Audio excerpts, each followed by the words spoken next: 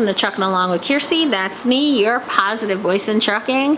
And I got some questions asking me about my mother that, if you've been watching, you know she passed away a couple months ago. So, you know, people like to know about our lives and things are going on. And, you know, sometimes I'm not sure if I should share that just because it's a trucking channel. What the hell do you care that I can't cook? But it's crazy because you guys love that cooking video that I did and asked me for more. So I decided that I'm going to tell you some crazy old lady stories. And one thing about my mother is she's very tough. She taught all of us kids to be very tough. There's a lot of us kids in the family. And, you know, she used to say that if you only have one kid, you're not really a parent because you know who broke the lamp. If you have two kids, you're not really a parent because when they're fighting, you can separate them. It's when you have three kids that you're a real parent, because as you're trying to separate the two, there's a third one jumping in, jumping on your back, jumping on the student, on the kids or whatever. So after you have three, you're already crazy. So 4, 5, 6 don't really matter. You're already nuts, you know? So that's the kind of mentality that my mother had. And I really got to enjoy a sense of humor with her. She, especially in her later years, when she would drive me nuts, I would say to her, look, old lady, guess who's going to bury you? It's going to be me. So you better be nice because I'll put you someplace you don't want to be. and you know, she was Italian. My father was German. I said that in a couple other videos. And my father's family is all buried in one cemetery. Like, there's like 70 people all in this one German cemetery. And there is one plot that's there with my dad. And my grandmother had always told me, hey, if you want to put your mother with your dad, then, you know, I own the plot. You can do that. Well, my grandmother had gotten remarried, and she's now buried with her next husband and his family. So, and where my dad's buried is a little bit further. Well, it's a lot further away than where my grandmother, my dad's mother, is buried with her in-laws. So when my mother would get upset, when my mother would drive me crazy, I would tell her, I'm going to go put you up in that German cemetery with my father. And she'd say, oh, no, because I don't want to listen to a bunch of drunken Germans sing a sicka-socka, sicka-socka, sicka-socka, hoy! Right? And I'm like, well, where do you want to go? And she told me, I want to be cremated, I want to be placed in a wall, and I want to be put in the cemetery down the street. Well, the cemetery down the street is where my dad's mother's buried with her new husband. So she wants to be in the same cemetery with her mother-in-law. But she's like, no, I want to be in the wall. I want to be cremated and put on the wall. And I, you know, when she would annoy me or upset me, I'd say, guess what? I'm putting you down in that, I'm putting you up with daddy. Or I got a new one recently, in the last year or so. I found out that one of my cousins owned the plot right next to my mom's mother-in-law. Right next to my dad's mom. So I told her, guess what, Mom? When you go, I'm going to go bury you next to my mom. You're going to be buried next to your mother-in-law. And she'd say, oh, no, you don't. I'll haunt you. I'm like, you're going to haunt me anyway. I know you're going to haunt me anyway. You're not going anywhere. You know, and so I told her, I'm going to put you next to Mom. And she says, I was stuck. You know, I was married to that man for 4 years, and I got stuck with his mother for 4 decades. You're not making me be laying next to her for all eternity. Said, yes, I am. You old bat. Yes, I am. And she'd come over and she'd throw something at me or hit me, and she'd say, you better not. You better not. You know, and she was just really funny. Before I came to Prime, it was a few years before I came to Prime, She was mopping her kitchen floor in socks, slipped, hit her head on the refrigerator, gave herself a concussion, crawled into her bedroom, and couldn't reach the phone. So I wound up finding her 8 hours later where she was completely disoriented and dehydrated. I took her to the hospital. When I get there, I mean, she's very calm. Very calm. When I get there, she was really adamant. The doctors were asking her things like, you know, who's the president and things like that. They asked what my birthday was. And she was telling them, like, 1962.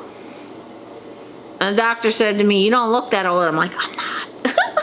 And he's like, does she have a kid that was born on, you know, October of 62? Because she was really adamant. And I was like, no, not that I know of. I mean, she could have. How would I know? I wasn't born yet. At one point, they told me that she had stage 4 cancer. They didn't know where it was. Her blood test results showed really high calcium levels and electrolyte levels that made them suspect cancer. So they went searching all through her body looking for cancer. And I'm sitting here thinking my mother's gonna die. And they told me it's very possible that she could be going soon. And I'm like, oh. And she was very calm and very serene, and she wasn't upset about anything. I was thinking, okay, she's too out of it. So I thought I was gonna have to go find a nursing home or assisted living or something then. She had been there for a week. They transferred her to a rehab unit for 30 days. Well, she was supposed to be in there for 30 days. And then I was going to be able to decide and find a place for her. And I went shopping. She told me what to get. She wanted slippers and, you know, panties and all kinds of stuff to be there for a month. I go shopping. I come back. I go to the hospital room and I hear bing, bing, bing, bing, bing, bing, bing. Well, they put a buzzer on her bed because she was a fall victim.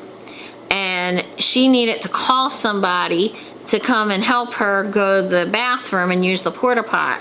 Well, she's up walking around.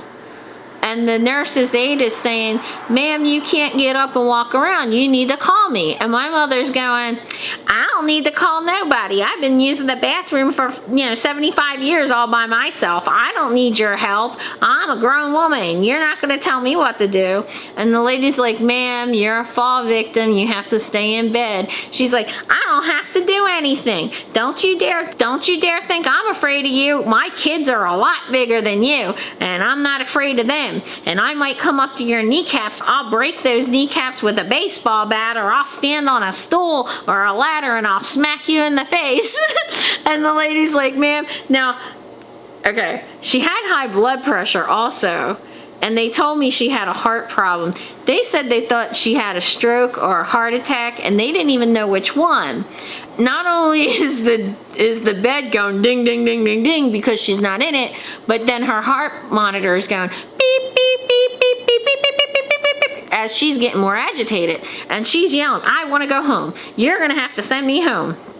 Well, the doctor comes in. And I'm asking the doctor, well, what do her blood results look like? And they're like, well, her blood results are fine and her blood pressure was under control until just now. Now we're concerned. And I was like, well,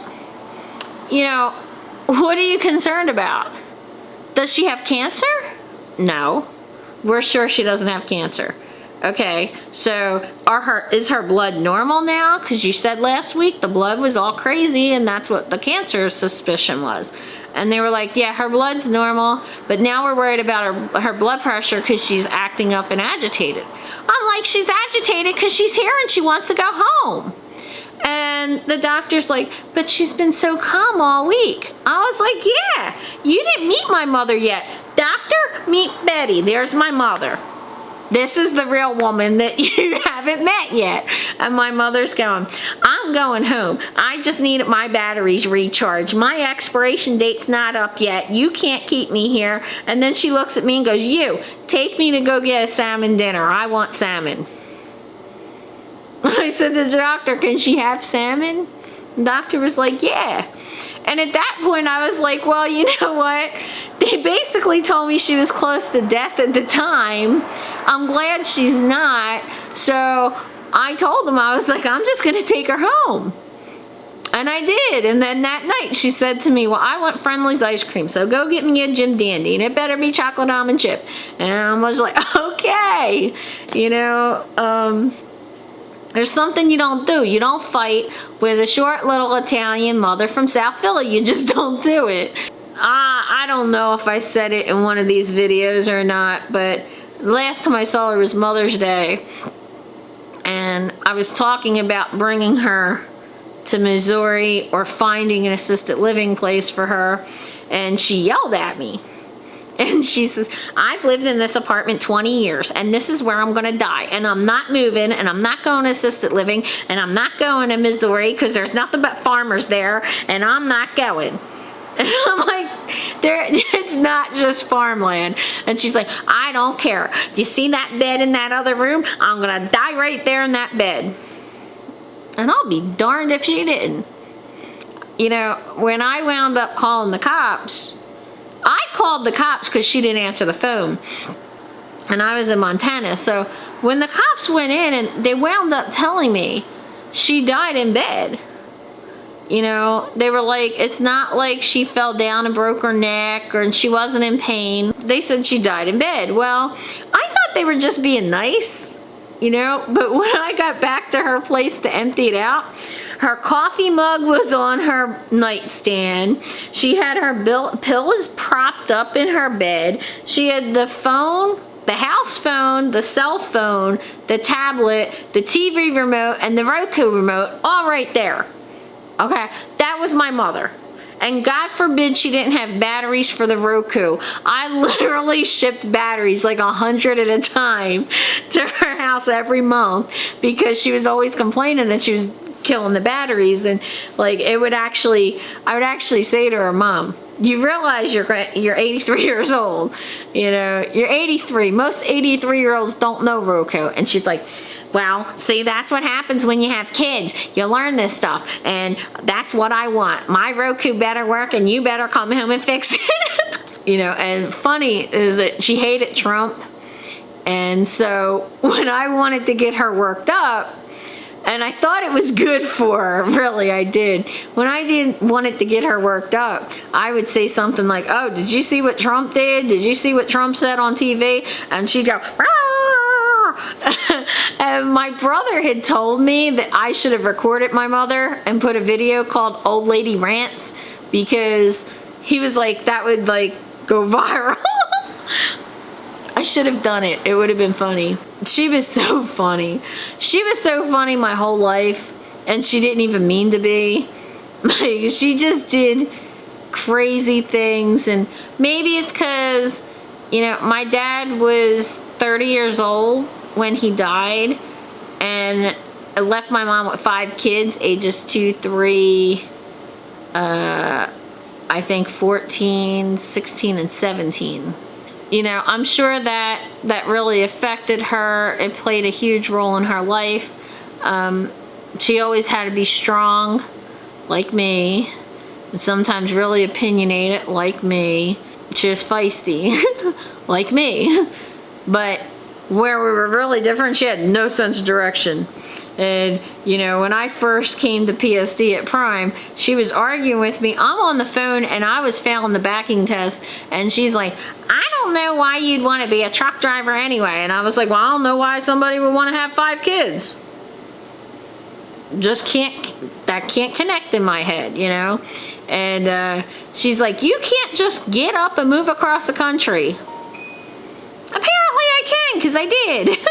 And so we fought. Like, she really didn't want me to be here. And she was scared of the trucking thing and the over-the-road thing. And this was way before I was on YouTube. I made a video of the guys in our inspection bays. When we come through the terminal, you have to go through an inspection bay, and it kind of looks like a NASCAR pit crew. And they'll come and they'll change the tires and the brakes and they check the reefers and make sure they're okay. And one of them goes around my tractor and make sure that I can pass DOT inspection on. So if they see like a nail in my tire or something like that, or they see something that needs to be repaired on my truck, they'll actually make an appointment. They'll make an appointment in the tractor shop for me. They'll make sure that the trailer gets repaired. So I made this video for my mother. And the guys are like, hi mom, you know, and after that, every time I came through, the guys would ask me, how's your mom doing? You know, and after the first couple years, my mom was really proud of me being a trucker.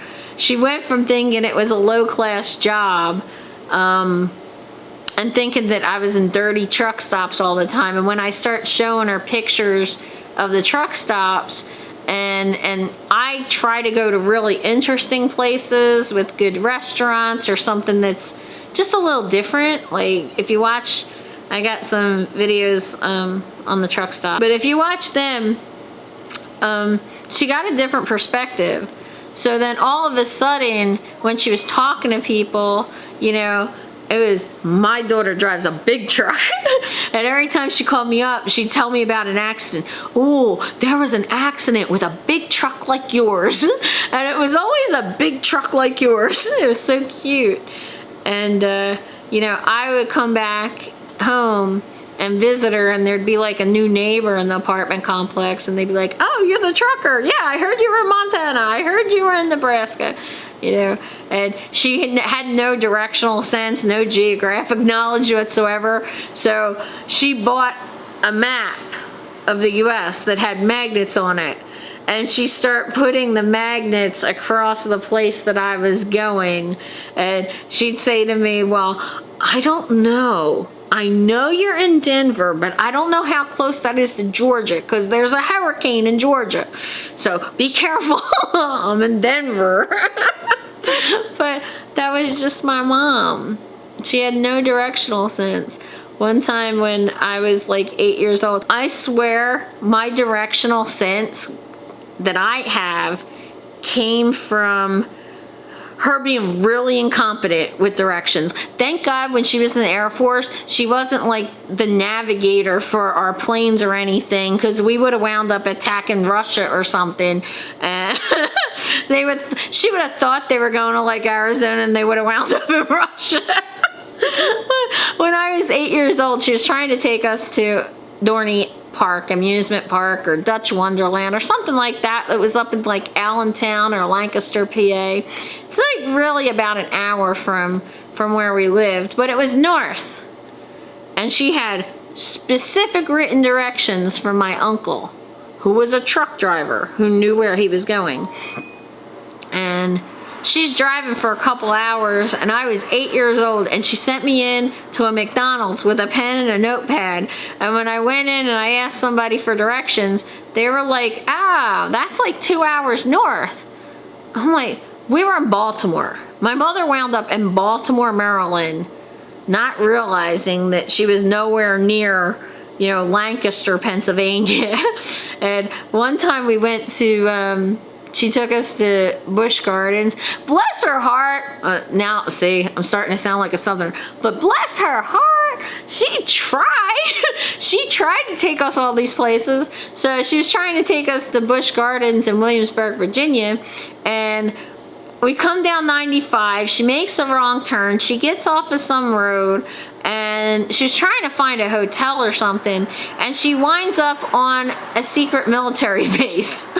Okay, where the guard is standing there with an M16 saying, you need to turn this vehicle around and remove yourself from the premises forthwith. And she's like, you don't need to talk to me like that, young man.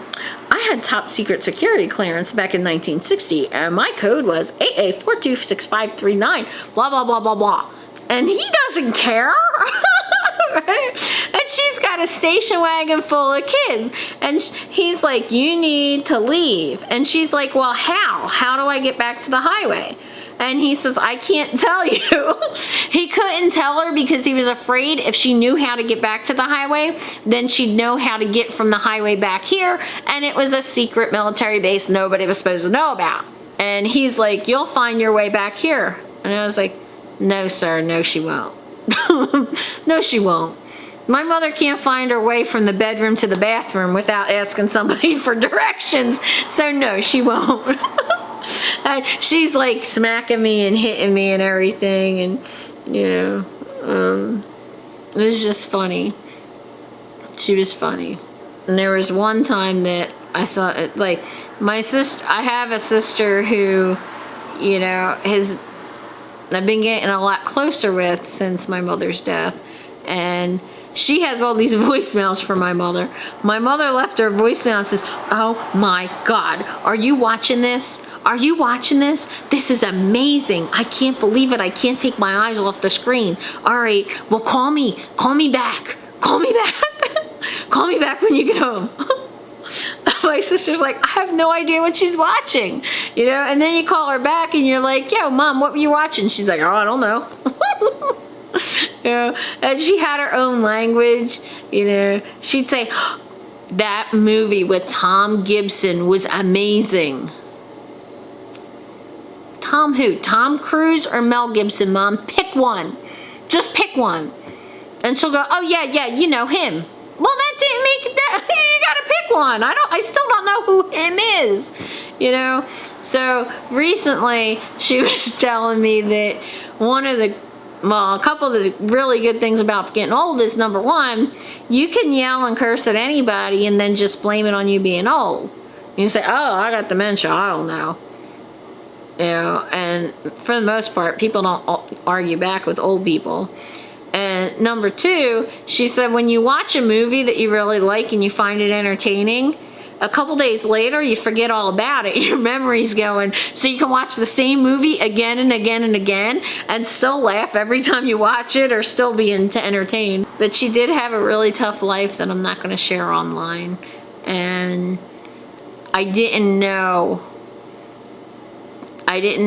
how hard of a life she had until recently. Somebody outside the family had contacted me and had told me some really devastating stories that kind of explained a lot, you know, when it came to certain things that I didn't understand about my mother. But, you know, when it came to us kids, she gave her all. Maybe we didn't understand it. She did a lot of things that, like all people, she did things that you just didn't agree with. Sometimes her version of reality was not the truth. She used to tell us about how she used to bake pies from the apple tree in the backyard. And it was something we teased her about my whole life because, number one, she ain't ever made a pie in her entire life. No lie. And number two, we didn't have an apple tree. We didn't have an apple tree. We had a mulberry tree. The mulberries were great, but she never made no pie from that. But she was fierce. Like if somebody said something to one of us kids in the neighborhood, or, you know, or God forbid a neighbor yelled at us or something, she used to have this 1973 Grand Prix that was built like a tank, and she'd drive it right across their front lawn and park it on their step. And she was 5'0" and little tiny thing, and she'd slam her car door and say, "You, were you yelling at my kid? Well, guess what? I got a brother who will cut off your ear for a bottle of beer, and when he finds out you yelled at my kid, he'll do it for free. So you better not come back after my family." I'm like, Mom, you're terrorizing the neighborhood. They're gonna like declare our family some kind of terrorist group or something, you know. She was like that. She was feisty, and she had to put up with so many crazy things from just having so many kids that maybe I'll tell you some of those stories some other time. But I appreciate you guys for asking me about it. I appreciate all the support you guys give. Please like, comment, subscribe, and ring that notification bell. And I hope to see you out here trucking along. Bye.